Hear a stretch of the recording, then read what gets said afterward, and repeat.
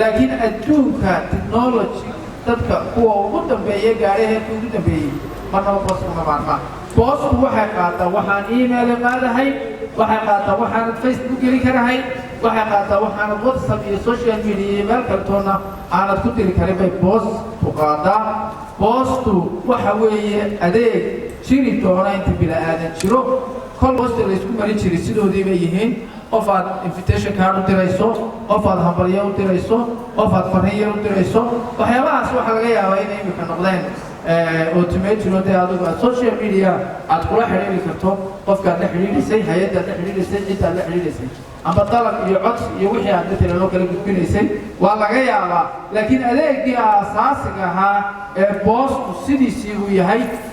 wasaaradda isgaarsiinta iyo teknolojiyadda somalilandna waxay diyaar u tahay inay ka baahi tirto shacabweynaha reer somaliland iyo cid kasta oo somaliland runtii ku dhaqanba adeegaasi inuu daafaha adduunka u gaadho insha allahu tacaala sida ugu dhaqsaha badanna waxaa arki doontaan adeegii boosta oo somaliland dhammaan caasimadda iyo gobolladaba ka hirgalay annagoo iskaashan doono insha allah shirkadaheena maxalliga ah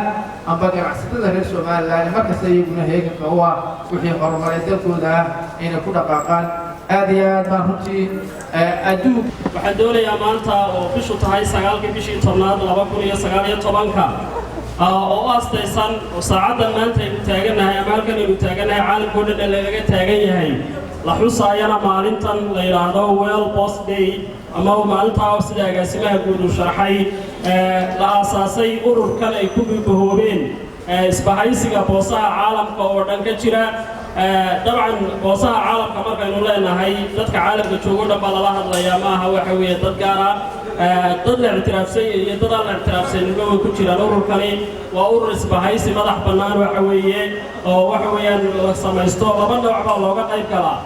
nooc waxa weeye inaad tahay dowladda caalamka laga ictiraafsan yahay oo first memberka noocna waxa weeye nooca la yidhaahdo observatoryga ama waxa weeye observerka ama waxa weeye kursiga muraaqibka la yidhaahdo goobjooga la yidhaahdo waxa weeye mubka aynu nagu doonayno insha Allah barnaamijka ku simeyn gaar ahaan inaynu waxa weeye galno insha Allah sanadkan intaanu dhammaan 2019ka markii ugu horeysayna waxa weeye xuskeedii ka qayb galay dhammaan anaga iyo madaxweyne dhawaan aniga iyo waxa weeye wasiirka wasaaradda isgaarsiinta iyo boosaha iyo agaasimaha waaxda isgaarsiintu waxaanu safar ku tagnay dalka Djibouti oo halkan aan uga faa'iideysanayo inaan tacsi aad u xeel dheer uga diro madaxweynaha Djibouti iyo shacabka Djibouti geerida ku timi madaxweynaha Djibouti walaalkii oo waxa weeye maanta ku geeriyooday waxa weeye waxa ku geeriyooday wadanka Djibouti maantana waxa weeye tacsidiisii loo fadhiyo waan la wadaagaynaa waxa weeye walaalaha shacabka Djibouti iyo dadweynaha Djibouti iyo waxa weeye dawladda Djibouti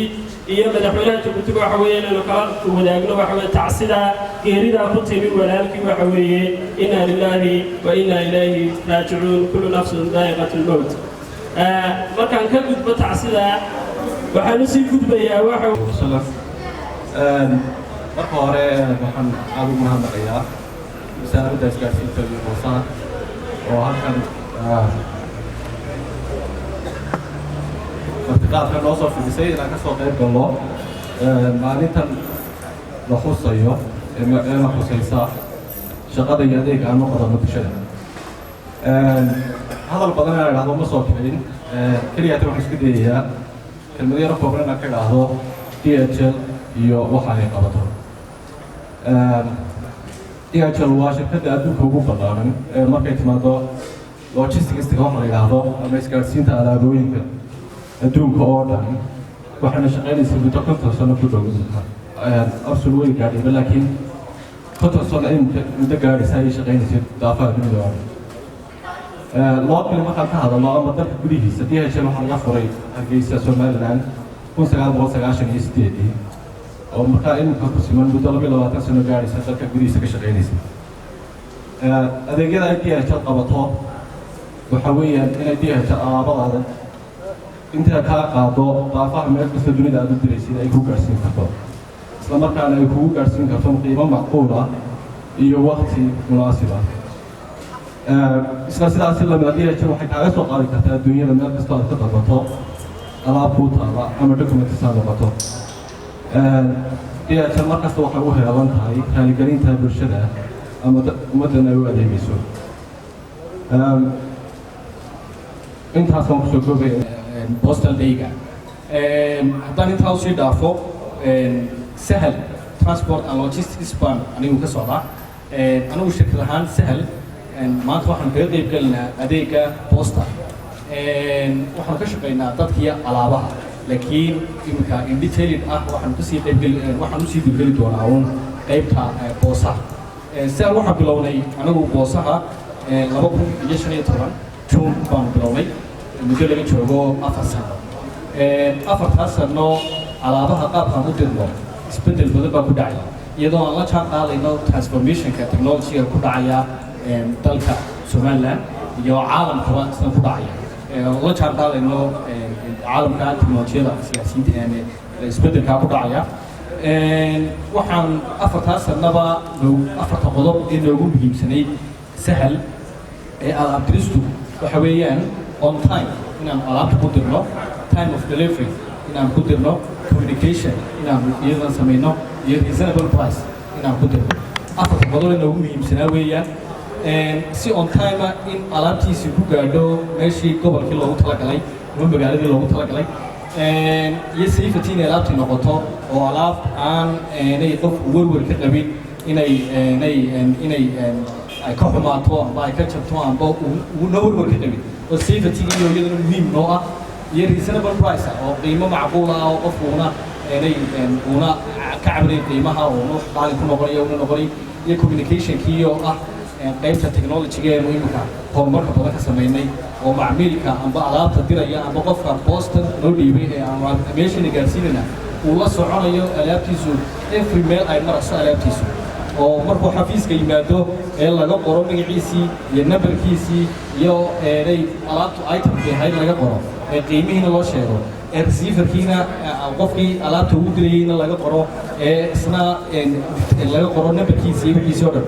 macmiilku kama warwarayo alaabtaydii talow halkii yaa mas-uul ka noqonaya alaabtaydii seen ku ogaanaya inay gaadho telefon baan ku wareerinaya qofkii yani warwar badan kama qabayo taalidkeed waxaanu ka fikirnay inuu qofkani isagoo gurigiisa jooga amba xaafadiisa jooga si uu alaabtiisana ula socdo amba goobtiisa xafiiska jooga si uu alaabta ula socdo inaanu technology-ga isbeddelka ku dhacay inaan la jaan qaadno oonu alaabtaydii diristee manualka iska ahayd marka hore shirkadaha iyo dadkuba ay qalin yar iyo buug yar ay ku qorayeen inaan computerizer ka dhigno technology-ga u gudbino oonu macmiilkii daatadiisiina aanu hayno securena ay tahay daatadiisii isagoo aan ka warwarayn safety-na ay wasaaradda boosaha iyo isgaarsiinta oo 28 sannadood ee Somaliland ay jirtay ay maanta tahay maalintii koowaad ee uu noo qabsoomo xuskaasu kulli runtii waxa ku suntan dadaalka iyo in maalinta la xuso oo Somaliland laga xuso wasiirka wasaaradda boosaha iyo isgaarsiinta oo dadaal badan sameeyay waanu ku hambalyeynaa haddii aanu nahay shirkadda saacada dadaalka uu sameeyay wasiirku iyo sidaa uu soo qabqaabiyay oo ay ku dadaaleen xuska inay la qabto oo inuu kala noqono maalinta caalamiga ah ee dunidu ay xusayso intaa marka ka imaado run ahaantii shirkadda saacada waa shirkad ka mid ah shirkadaha reer Somaliland gaar ahaan kuwa isu socodka dadweynaha iyo alaabooyinka kala duwan shirkadda waxaa la aasaasay oo bilownay sanadkii 2014 bishii August tan iyo muddada shirkaddu ay aasaasnayd waxyaabaha aan ku guulaysanay aad iyo aad bay u tiro badan yihiin oo munaasabadda kuma soo koobi karno laakiin haddii aan wax ka taataabto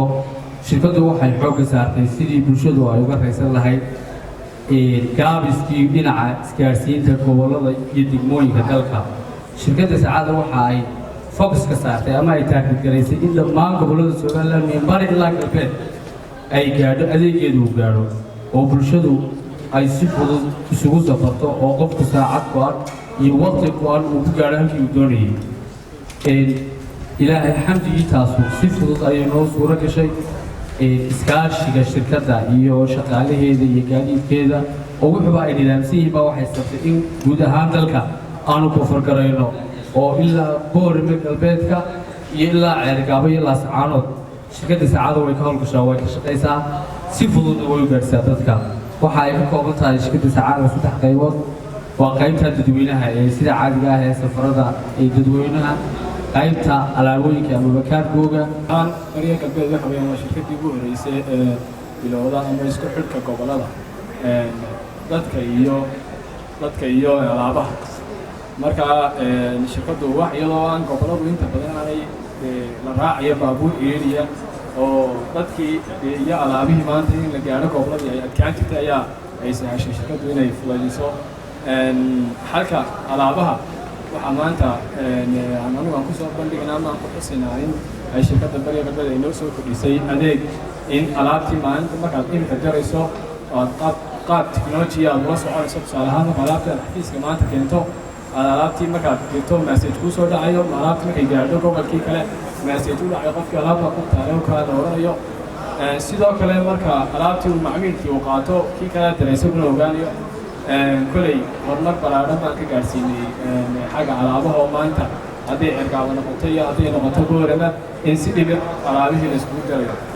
aad iyo aad baan ugu mahadcelinayaa wasaaradda dhammaanteed siday munaasabaddan nagu soo qabanqaabiyeen maalinta xuska anaguna waan ku faraxsanahay kasoo qaybgalkayga asalaamu calaykum waraxmatullahi wabarakaatu waa aasaasay sidii adeegga iyaduna u gaadhsiin lahayd meelaha waxa weeye kollay baaxadda waddanku way ballaaran tahay dadkuna duruufahoodu isku mid ma aha meel kasta sidii iyaduna ugu gaadhsiin lahayd ba insha allah waxa weeye iyaduna qorsheedii sanadka bilowday